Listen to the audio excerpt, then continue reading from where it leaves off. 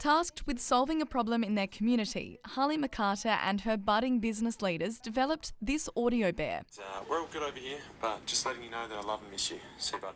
It's a business idea to tackle youth mental health following Australia's recent bushfires. As we realised a lot of the youth had been affected and not a lot of focus had been on them. It had been more on rebuilding the communities, which was great, but we realised that it would have had a huge mental impact on the youth.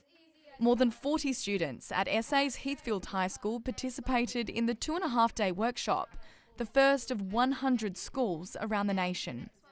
The Academy for Enterprising Girls program is aimed at helping more women harness the skills to be entrepreneurs. I think it's very important because the world is changing and it's not all men in business anymore. Women are a really important part of it because they have different ideas and they think differently. STEM-based jobs make up 75% of the fastest growing occupations, but women are largely underrepresented. Only 17% of graduates in STEM courses are women.